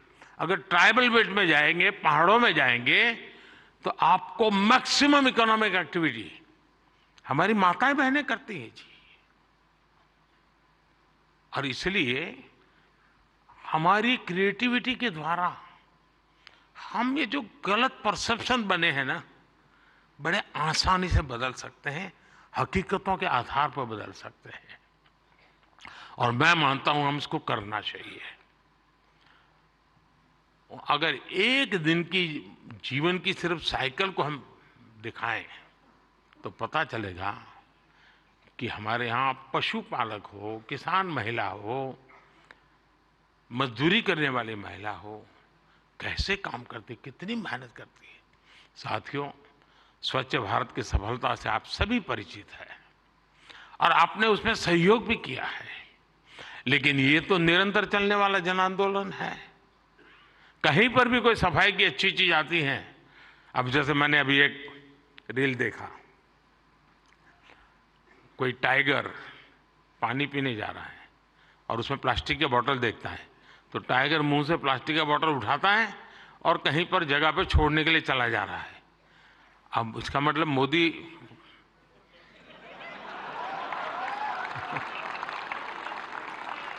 किस किस से बात पहुंचाता है, समझ गए ना?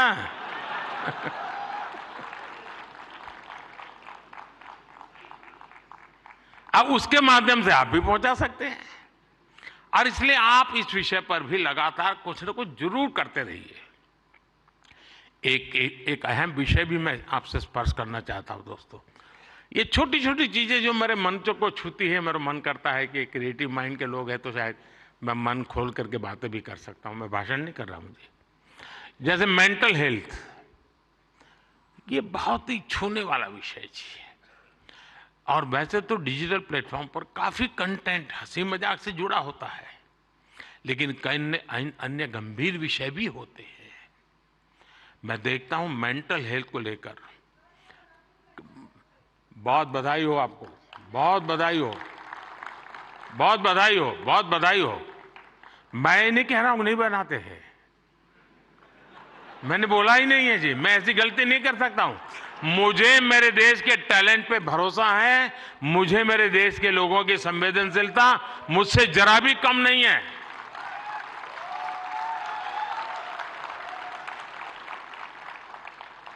लेकिन ये ऐसे, और जो लोग इस प्रकार से सोचते हैं वो ज्यादा क्रिएटिव है, ऐसा मैं कह सकता हूं, क्योंकि मेंटल हेल्थ को लेकर काफी क्रिएटर्स बहुत अच्छा काम कर भी रहे हैं, लेकिन अभी हमें इस पर और ज्यादा काम करने की जरूरत है।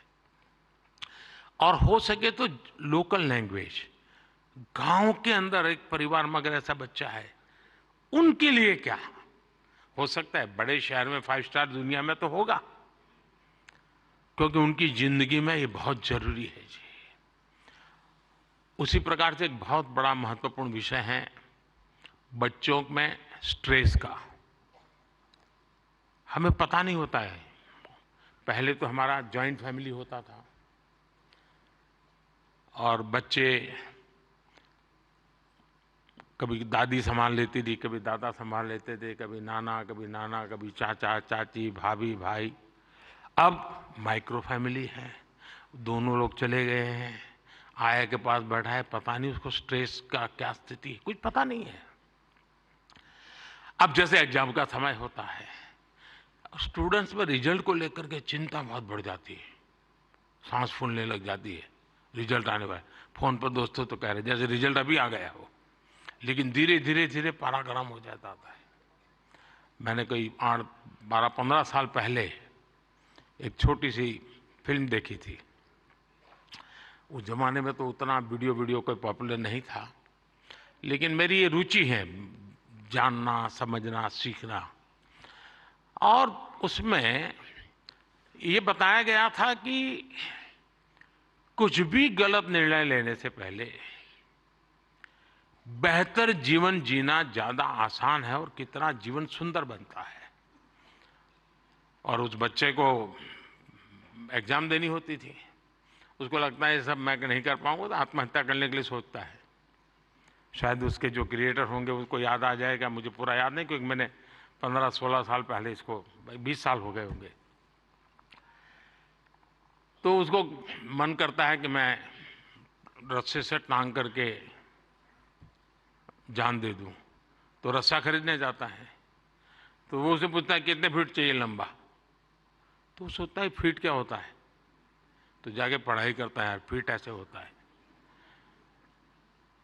फिर वो कहता है उसको वो हुक चाहिए, तो लोहे का चाहिए, कैसा चाहिए, उसकी पढ़ाई का। फिर उसके ध्यान में आता है यार मरने से ज्यादा तो पढ़ना सरल है।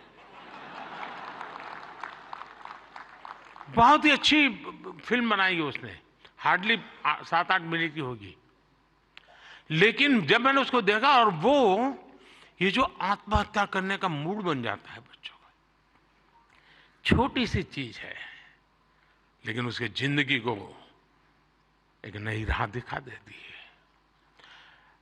अब आप भी जानते हैं मैं परीक्षा पे चर्चा का कार्यक्रम करता हूं। आपको लगता है कई लोगों मजाक उड़ेगा क्या यार के प्राइम मिनिस्टर है, बच्चों के साथ परीक्षा पे चर्चा करता रहता है, फालतू समय का।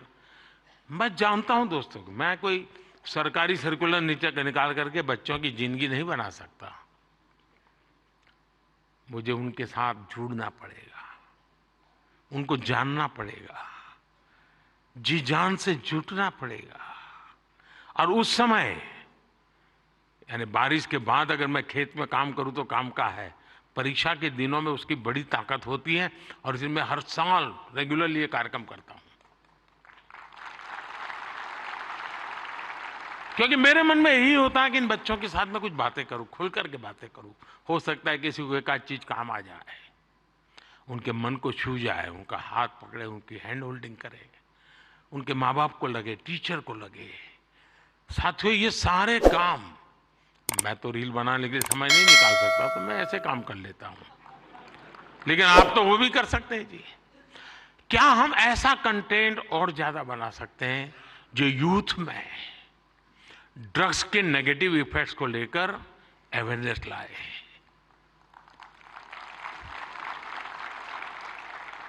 हम बिल्कुल दावे से क्रिएटिव वे में समझा सकते हैं कि drugs is not a cool for youth. वरना क्या है यार, कूल हॉस्टल में बैठे हैं, कूल।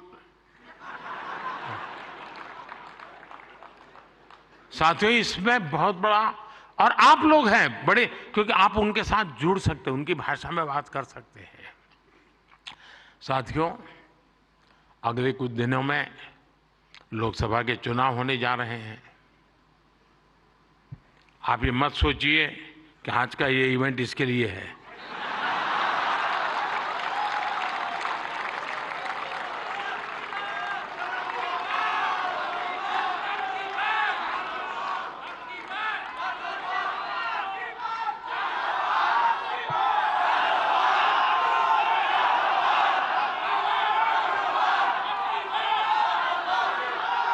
और मैं आपको गारंटी देता हूं कि हो सका तो नेक्स्ट शिवरात्रि पर भी, या तो डेट कोई और हो सकती है, या ऐसा कार्यक्रम मैं ही करूंगा।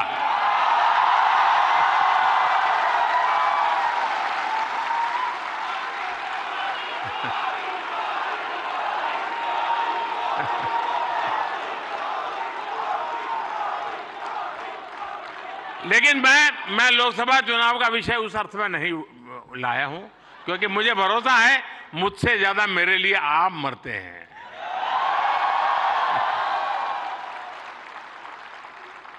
और आप मेरे लिए इसलिए मरते हैं क्योंकि मैं आपके लिए जीता हूं, और जो अपने लिए नहीं जीता है उसके लिए मरने वाले बहुत होते हैं जी।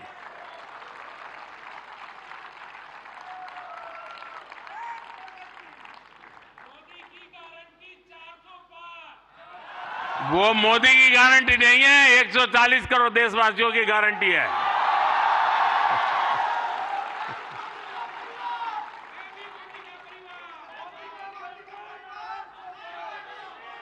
ये बात सही है, ये मेरा परिवार है। साथियों, मैं जो लोकसभा चुनाव की बात कर रहा था, और एक क्रिएटिव वर्ल्ड के लोग बहुत बड़ा काम कर सकते हैं। क्या हम ऐसा कुछ कर सकते हैं कि हमारे यूथ और खास करके हमारे फर्स्ट टाइम वोटर, उनको हम जागरूक करने के लिए क्या कर सकते हैं, और उसको पता हो कि वोट देना यानी किसी को जिताना हराने का काम नहीं है जी। वोट देने का मतलब है तुम इतने बड़े देश की निर्णय प्रक्रिया के हिस्सेदार बने हो। तुम देश का भविष्य बनाने वाले एक महत्वपूर्ण पार्टनर हो। ये उस तक पहुंचना जरूरी है जी। उसको कभी ये मत कहिए किसको वोट दो, लेकिन आप उसको जरूर कहिए कि वोट तो देना ही चाहिए। वो तय करेगा किसको देना किसको नहीं देना, वो तय करेगा, लेकिन वोट देना चाहिए, ये उसको जरूर कहना चाहिए। और मैं मानता हूं हमारे देश में, दुनिया के देश जहां जैसे जैसे समृद्धि बढ़ती गई, वोटिंग पैटर्न घटती गई। दुनिया में देश समृद्ध हुए लेकिन अलग अलग व्यवस्थाओं ने समृद्धि तक ले गए और बाद में लोकतंत्र की दिशा में गए। भारत 100% लोकतंत्र के ही अधिष्ठान को लेकर के समृद्ध राष्ट्र बनने के सपने को लेकर के चला है और दुनिया के लिए मॉडल बनने वाला है जी। ये दुनिया के लिए बहुत बड़ा मॉडल बनने वाला है, लेकिन उसमें मुझे मेरे देश के नौजवानों की भागीदारी चाहिए। 18, 19, 20, 21 साल के जैसे साथियों, हम अपने आसपास देखते हैं कि जो दिव्यांगजन होते हैं, स्पेशली एबल्ड होते हैं, उसमें बहुत प्रतिभा होती है, टैलेंट होता है। आप उनके लिए भी एक बड़ा माध्यम बन सकते हैं, उन्हें सपोर्ट कर सकते हैं। हमारे दिव्यांगजनों में जो इनहेरेंट ताकत होती है, उसे बाहर लाने की आवश्यकता है। उसे भी सोशल मीडिया की शक्ति से जोड़ने की जरूरत है। साथियों, एक और विषय है भारत का इन्फ्लुएंस, भारत के बाहर और ज्यादा बढ़ाने का। आज दुनिया में आप में से जो भी परिचित होंगे विश्व के साथ, आज भारत का तिरंगे का बहुत आन बान शान है, भारत के पासपोर्ट की आन बान शान है कि नहीं है? है ना? आपने देखा होगा यूक्रेन से बच्चे जब निकल रहे थे, तिरंगा झंडा दिखा दिया, काम चल जाता था जी।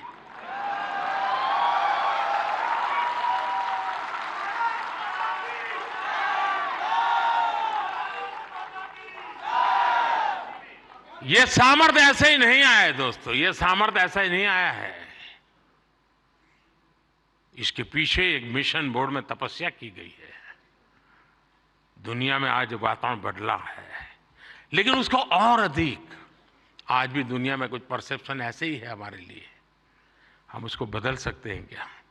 और मैं मानता हूं, मुझे याद है मैं एक बार किसी एक देश में गया था, तो एक इंटरप्रेटर मेरे साथ था, तो परिचय वो कंप्यूटर इंजीनियर था, तो उस सरकार में काम करता था। तो मेरी मदद की उसने, 3-4 दिन मेरे साथ था वो, तो परिचय हो गया। तो आखिर में उसने कहा, साहब आपको बुरा न लगे तो एक सवाल पूछना चाहता हूँ। मैंने कहा क्या? नहीं साहब, आपको बुरा नहीं लगेगा ना? मैं कहा नहीं ये दोस्त, 3-4 दिन से आप देख रहे हो, बुरा लगने का सवाल नहीं, आप जरूर पूछिए। नहीं रहने दो साहब, नहीं पूछता हूँ। नहीं, मैंने कहा पूछो यार। उसने कहा साहब, क्या अभी भी आपके देश में सांप, सपेरे, जादू टोना यही होता है क्या? ये मुझे पूछा गया सवाल था जी। मैंने कहा देख दोस्त, हमारे लोग तो उस जमाने में तो बड़े ताकतवर थे, तो सांप बाप उनके लिए बड़ा बाएं हाथ का खेल था। अब मैंने कहा हमारी ताकत बहुत कम हो गई है, और धीरे धीरे करके मैंने कहा वो माउस पे आ गए हैं। लेकिन मैंने कहा वो माउस से पूरी दुनिया को हिलाते हैं। साथियों, मेरे देश का ये जो सामर्थ्य है ना, इस सामर्थ्य को हम आज अगर विदेश में बैठे किसी शख्स को, मैं समझता हूं हमारे सामर्थ्य से आकर्षित करें, उनको लाने की दिशा में हमारा काम हो, हम अपने कंटेंट को ऐसा क्रिएट कर सकते हैं। आप पूरी दुनिया में भारत के डिजिटल एम्बेसडर्स हैं दोस्तों, और मैं मानता हूं ये बहुत बड़ी ताकत है। आप फ्रिक्शन ऑफ सेकंड दुनिया में पहुंच सकते हैं। आप वोकल फॉर लोकल के ब्रांड एम्बेसडर्स हैं। मैं कल श्रीनगर में गया था, तो एक नौजवान से मेरी बातचीत हो रही थी। मैं हैरान हूं, जो वो सिर्फ शहद का काम करता है, मधुमक्खी पालन का काम करता है, और आज ग्लोबली उसने अपनी एक ब्रांड पहुंचा दी है जी, जस्ट डिजिटल वर्ल्ड के माध्यम से। और इसलिए साथियों, आइए हम एक साथ मिलकर एक क्रिएट ऑन इंडिया मूवमेंट, मैं बहुत जिम्मेवारी के साथ आप लोगों से अपेक्षा कर रहा हूं, क्रिएट ऑन इंडिया मूवमेंट की शुरुआत करें।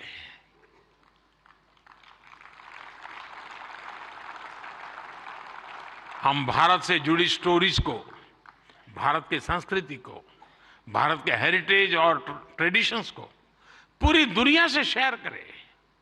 हम भारत की अपनी स्टोरी सबको सुनाएं।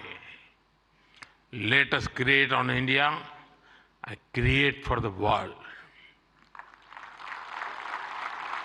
आप ऐसा कंटेंट क्रिएट करिए जो आपके साथ ही आपके देश, हम सबका देश भारत को भी ज्यादा से ज्यादा लाइक्स दे। और इसके लिए हमें ग्लोबल ऑडियंस को भी एंगेज करना होगा। दुनिया की यूनिवर्सिटीज के साथ, दुनिया के नौजवानों के साथ जुड़ना होगा। आज पूरी दुनिया में लोग भारत के बारे में जानना चाहते हैं। आप में से कई लोग विदेशी भाषा को जानते हैं, नहीं जानते होंगे तो आपको एआई की मदद से काम हो सकता है। कुछ लोग सीख भी सकते हैं। आप ज्यादा से ज्यादा यूएन लैंग्वेज में, जर्मन, फ्रेंच, स्पेनिश जैसे लैंग्वेज में कंटेंट बनाएंगे तो आपकी और भारत की भी रीच बढ़ेगी। हमारे अड़ोस पड़ोस के देश हैं, उनकी भाषाओं में हम कुछ करें, हमारी एक अलग पहचान बनेगी। और आपने देखा होगा पिछले दिनों बड़ा महत्वपूर्ण डिसीजन हमने लिया है। मैं भी कुछ दिन पहले बिल गेट्स के साथ गप्पे मार रहा था, तो ऐसे ही एआई वगैरह सारे विषयों पे बहुत चर्चा निकली। कभी उसके विषय में जरूर आपको पता चलेगा। लेकिन हमने अभी कल ही एक डिसीजन लिया है। हम एआई मिशन को, और मैं मानता हूं दुनिया देख रही है कि भारत एआई में क्या काम करेगा, क्योंकि भारत लीड करेगा, मान के चलिए दोस्तों, क्योंकि मैं आपके भरोसे बोल रहा हूं। उसी प्रकार से आपने देखा होगा सेमीकंडक्टर, जिस प्रकार से भारत सेमीकंडक्टर की दुनिया में आगे बढ़ रहा है, और मैं बताता हूं कि हम 2G, 4G वगैरह में बहुत पीछे रह गए, 5G में हमने लीड कर लिया। वैसा ही हम बहुत तेजी से सेमीकंडक्टर की दुनिया में, हम दुनिया में अपनी जगह बना लेंगे दोस्तों, और देखते ही देखते हम छा जाएंगे। और ये मोदी के कारण नहीं, मेरे देश के नौजवानों के कारण, मेरे देश के टैलेंट के कारण। इतना सामर्थ्य है। मोदी तो सिर्फ अवसर देता है, रास्ते से कांटे हटा देता है, ताकि मेरा देश का नौजवान तेज गति से आगे बढ़ चले। और इसलिए मैं चाहता हूं, जैसे हमारे पड़ोस के देश हैं, उनकी भाषाएं, उनके साथ उनकी सोच समझ के अनुकूल हम जितनी चीजें पहुंचाएंगे, मैं समझता हूं हमारा नाता और जुड़ेगा। हमें अपना विस्तार करना है, अपना प्रभाव पैदा करना है दोस्तों, और ये क्रिएटिव वर्ल्ड बहुत अच्छी तरह कर सकता है। और एआई की ताकत आप जानते हैं, आजकल देखा होगा, मैं अभी जो आपसे बात कर रहा हूं, कुछ ही समय में वो आपको हिंदुस्तान की 8-10 लैंग्वेजेज में ये मेरी सारी बातें आपको मिल जाएगी, क्योंकि मैं एआई का उपयोग करता हूं। आपके साथ अगर यहां आते जाते मेरा फोटो निकल गया, तो आप एआई के माध्यम से वो फोटो अपनी कलेक्ट कर सकते हैं। नमो ऐप पर जाएंगे, फोटो बूथ पे चले जाएंगे, आराम से आपको मिल जाएगी मेरी फोटो। आज से 5 साल पहले कहीं मिल गए होंगे, एक कोने में मुझे देख रहे, आपकी एक आंख फोटो में आई है, तो भी वो आपको खींच करके ले आएगा वहां। ये एआई की ताकत है, हमारे देश के नौजवानों की ताकत है। और इसलिए मैं कहता हूं सबको कि भारत के पास ये सामर्थ्य है, हम इस सामर्थ्य को लेकर के आगे जाना चाहते हैं, और नेशनल इंटरनेशनल लेवल पर भारत की एक छवि नई ऊंचाई पर ले जाने का काम हम अपनी इस क्रिएटिविटी से कर सकते हैं। एक फूड क्रिएटर किसी को मुंबई के बड़ा पाव की मशहूर दुकान तक पहुंचा सकता है। एक फैशन डिजाइनर दुनिया भर को ये बता सकता है कि भारत के कलाकारों की खूबी क्या होती है। एक टैग क्रिएटर पूरी दुनिया को बता सकता है कि मेक इन इंडिया से हम क्या बना रहे हैं और भारत में इनोवेशन कैसे बढ़ रहा है। एक गांव में बैठा ट्रैवल ब्लॉगर भी विदेश में बैठे किसी व्यक्ति को अपने वीडियो से हिंदुस्तान की यात्रा के लिए मोटिवेट कर सकता है। हमारे भारत में तो इतने अलग अलग तरह के मेले होते हैं, हर एक पर्व में अपनी एक स्टोरी होती है और दुनिया उसे जानना चाहती है। जो लोग भारत को जानना चाहते हैं, भारत के कोने कोने को जानना चाहते हैं, उनकी भी आप बहुत मदद कर सकते हैं। साथियों, इन सारे प्रयासों में आपकी स्टाइल, आपका प्रेजेंटेशन, आपका प्रोडक्ट, आपके फैक्ट्स, अगर मैं मानता हूं हकीकतों विषय में कॉम्प्रोमाइज कभी मत कीजिए। आप देखिए, एक यूनिक अंदाज में आप जाएंगे। अब देखिए, आर्टिफैक्ट्स तो बहुत होते हैं, आर्कियोलॉजी वाले ने बहुत चीजें निकाली होती है, लेकिन जो म्यूजियोलॉजी जानता है ना, वो जब उसको बनाता है, रखता है, तो हम उस युग में पहुंच जाते हैं। 300 साल पुरानी चीज देखते हैं तो लगता है कि मैं उस समय जी रहा हूं।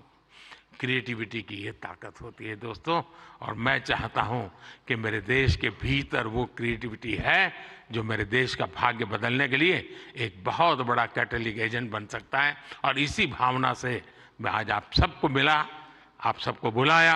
आप बहुत ही कम नोटिस से आए, आपने कुछ करके दिखाया है। जूरी को भी मैं बधाई देता हूं, क्योंकि 1.5-2 लाख लोगों की एक एक बारीकी को पहुंचाना बड़ा कठिन काम है, लेकिन आने वाले दिनों में ये काम और अधिक अच्छे ढंग से, अधिक साइंटिफिक ढंग से हम कर पाएंगे। मैं फिर एक बार आप सबको बहुत बहुत शुभकामनाएं देता हूं। बहुत बहुत धन्यवाद।